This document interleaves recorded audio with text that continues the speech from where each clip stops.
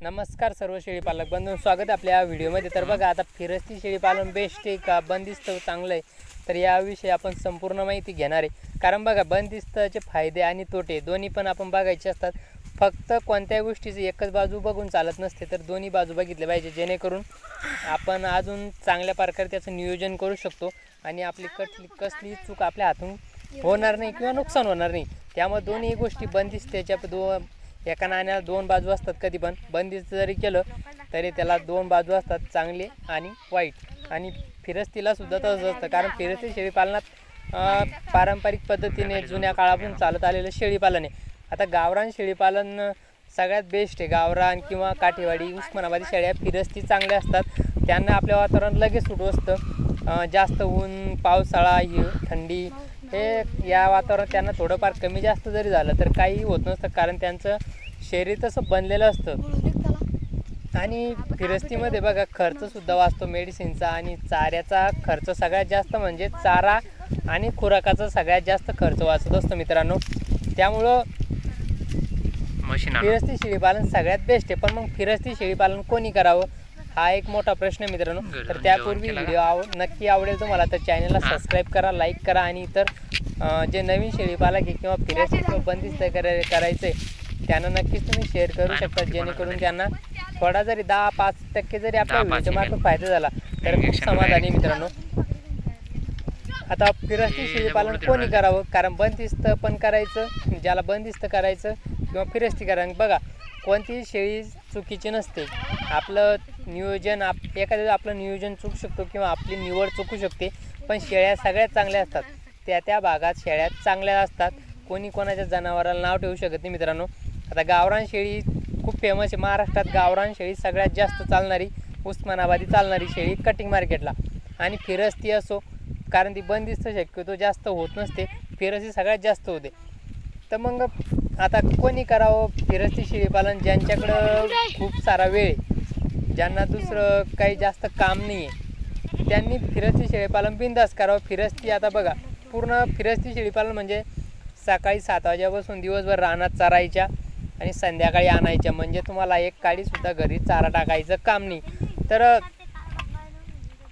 आता बघा, फिरस्तीमध्ये आता ज्यांच्याकडे डोंगर बाग आहे, मुबलक जागा आहे, ओढा, नदी, नाले अशा सगळ्या गोष्टी किंवा स्वतःची जमीन आहे, त्यामध्ये तुम्ही फिरस्ती करू शकता। कारण बघा, फिरस्तीमध्ये प्रॉब्लेम असा होतो, आता दुसरी बाजू म्हणजे प्रॉब्लेम असा होतो, लोकांच्या शेतात गेलं तर लोक खूप बॉम्बा मारतात, लोक शिवाय देतात। काही नमुने असे बाद राहतात की लोकांच्या ढेकळ्याच्या वावरात जरी गेलं तर लोक बोलतात। त्यामुळं फिरस्तीमध्ये आपल्याला स्वतःची जागा किंवा डोंगर भाग असेल, कारण डोंगराळ भागात फिरस्ती शेळीपालन सर्रास चालत असतं, तिथं बंदिस्ताचा विषयच नसतो। कारण बघा, पूर्वीपासून गावरान शेळीपालन फिरस्तीमध्ये उस्मानाबादी, काठेवाडी या 2-3 जातीच्या शेळ्या आरामशीर उन्हात तग धरून राहणार आहे। तर मग आता ज्यांच्याकडे नोकरी आहे, ज्यांना शेळीपालन करायचं आहे, तर त्यांनी फिरस्तीच्या भानगडीत नाही पडलं तरी काही हरकत नाही मित्रांनो, त्यांनी सरळ बंदिस्त करायचं। कारण बघा, तुम्हाला फिरस्ती म्हटलं किंवा अर्धबंदिस्त शेळीपालन जरी करायचं म्हटलं तर तुम्हाला सकाळी 2 तास आणि संध्याकाळी 2 तास हे तुम्हाला द्यावेच लागणार आहे। त्यामुळं काय फायदा असा होतो, सकाळ 2 तास, संध्याकाळी 2 तास तुमच्या शेळ्यांचा सुद्धा व्यायाम होत असतो आणि तुमचा चारासुद्धा तेवढाच वाचतो। आता बघा, शेळ्या फिरस्तीमध्ये ना मुबलक प्रमाणात चारा खात असतात, अनलिमिटेड खातात, ते आपल्याला समजत सुद्धा नाही। किंवा झाडपाले, आयुर्वेदिक झाडपाले सुद्धा बरेच असतात जंगलामध्ये, ते सुद्धा खात असतात, जेणेकरून त्यांना कुठल्या प्रकारचं मिनरल मिक्सचर किंवा विटॅमिन, अजून बरेच जे प्रोटीन, खनिज जे लागतं शरीराला, ते आपल्याला विकत आणून द्यायचं काम नाही आहे, तो तिथला आपला खर्च वाचत असतो मित्रांनो। हा फिरस्ती शेळीपालनातला सगळ्यात मोठा फायदा असतो। पण मग होतंय काय, आता पावसाळ्यात विषय बघा, पावसाळ्यात फिरस्ती शेळीपालन शक्यतो खूप त्रासदायक असतं। पावसाळा म्हटलं की कारण चौकडं पाणी पाऊस पडत असतो, शेळ्या भिजतात, परत अजून उलट काही बाद दर असतात की रोड टच असले तणनाशक मारत असतात किंवा आजूबाजूला तणनाशक मारत असतात। त्यामुळं काय होतं, शेळ्या ते तणनाशक मारलेलं जर गवत खाल्लं तर शेळ्यांना बुळकंडी लागते, किंवा काही गाभण शेळ्या असतात त्या गाबडत असतात, किंवा शेळ्यांची मरतूकसुद्धा होत असते। त्यामुळं एक त्या पडद्यामागची दुसरी बाजू असते फिरस्ती शेळीपालनाची। अजून बघा, दुसऱ्या पावसाळ्यामध्ये दुसऱ्या शेतात पिकं असतात, सगळं पिकं उगवलेले असतात, त्यामुळे फिरस्ती शेळ्या एखाद्या शेळ्या गेल्या तर खूप मोठं नुकसान होतं शेतकऱ्यासुद्धा. तर त्यामुळे शेतकऱ्यांना राग येतो किंवा शेतकरी एखाद्या वेळेस काही सणकी राहते, काही हटकून काही औषध टाकतील झाडावर, शेळ्या खाल्लं तर शेळ्यांची मरतूकसुद्धा होते. असं बऱ्याच ठिकाणी होत असतं मित्रांनो. त्यामुळे फिरस्ती शेळीपालनात ही काळजी घेणं खूप गरजेचं असते. जर तुम्हाला फिरस्ती करायचं आहे आणि तुम्हाला नोकरीसुद्धा करायची आहे, माणसं रोजगार लावून जर फिरस्ती शेळ्या करायच्या आहे की मी 10-12 हजार महिन्यानं माणूस लावतोय आणि तो दिवसभर चालेल रानात संध्याकाळी आणेल, तर ते सुद्धा तुम्ही अजिबात शेळीपालन करायचं नाही. अजिबात लोकांच्या भरवशावर अजिबात शेळीपालन करायचंच नाही.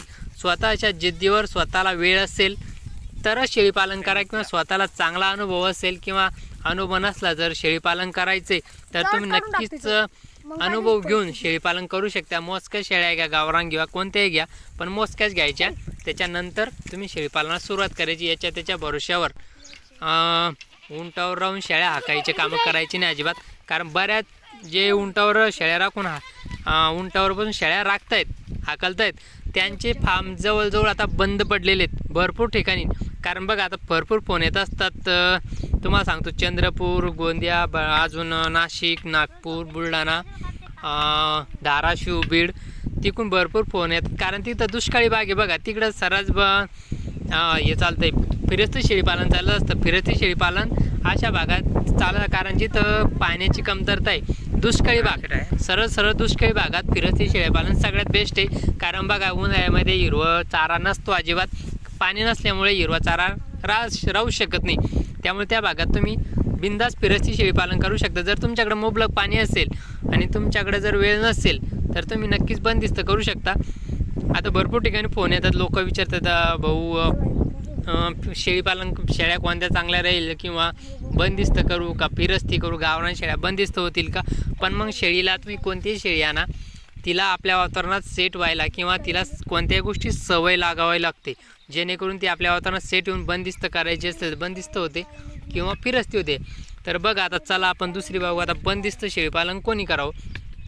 आता बंदिस्त शेळीपालन कोणी करावं, ज्यांना वेळ नाही आहे किंवा नोकरी करतायत किंवा जागा कमी, फिरस्ती शेळ्या फिरवायला जागा कमी आहे किंवा जागाच नाही, त्यांनी बंदिस्त शेळीपालन 100% करावं.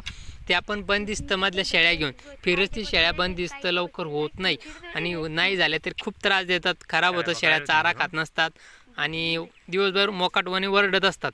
त्यामुळे बंदिस्त शेळीपालन करायचं आहे तर तुम्हाला बंदिस्त फार्ममधल्या शेळ्या खरेदी करायच्या, जेणेकरून तुम्हाला सेट करायला किंवा काही दुसरा प्रॉब्लेम येत नाही मित्रांनो.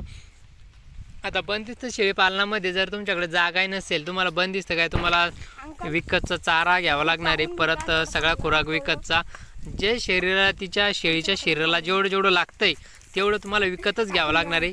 हा दुसरा मुद्दा विशेष म्हणजे त्याला खर्च खूप लागतो बंदिस्तमध्ये. बंदिस्त शेळीपालनसुद्धा चांगलं आहे, पण मग ज्याच्याकडं स्वतः जमीन नाही आहे किंवा सगळं पैसा आहे किंवा वेळ नसतो, नोकरीला आहे, तरी थोडी जागा आहे तिथं एखादा एकर आहे, त्यातच सगळ्या गोष्टी करायच्या, बाहेर जागाच नाही अजिबात, वेळ नसतो, जागा नसतो, तर त्यांनी बंदिस्त शेळीपालनात 2-4 प्रकारचे चारे लावून, म्हणजे गवत, गवत, मेथी घास, दशरथ घास असून नेपियर 4G 5G काय ते गावरान घास गवत किंवा कांडी गवत, अमेरिकन 4G मक्का क्रॉस नेपियर ते लावू शकता आणि त्यातून तुम्ही शेळ्यांना दिवसभर चारा टाकू शकता किंवा सुका चारा पण तेवढ्याच प्रमाणात लागत असतो मित्रांनो बंदिस्तमध्ये तुम्हाला मेडिसिनचं पण सुद्धा ठेवावंच लागणार, कारण बंदिस्तमध्ये दर महिन्याला जंतनाशक द्यावंच लागणार आहे. प्रत्येक एखाद्या वेळेस शेळ्या बंदिस्त असल्या, समजा मोकळ्या असतात तर एकमेकीला धडक देतात, काही केला प्रॉब्लेम चालूच असतात. बंदिस्तमध्ये सुद्धा थोडेफार का व्हायना तुम्हाला मेडिसिन सगळ्यात जास्त लागते बंदिस्तमध्ये, खुराकसुद्धा लागतो, कारण प्रत्येक गोष्ट तुम्हाला तिला तिच्या शरीरासाठी किंवा वजनवाढीसाठी, तब्येतीसाठी द्यावीच लागणार आहे. फिरस्तीमध्ये तसं आहे का, अजिबात फिरस्तीमध्ये जंगलात जे वेगवेगळे गोष्टी त्या खात असतात आणि त्यांचं पोट भरत असतात मित्रांनो. त्यामुळे बंदिस्त शेळीपालन किंवा अर्धबंदिस्त सगळ्यात बेस्ट मित्रांनो. अर्धबंदिस्त शेळीपालन सगळ्यात चांगलं आणि बेस्ट आहे आणि सोपं आहे, कारण फक्त तुम्हाला 2 तास वेळ द्यावा लागणार आहे.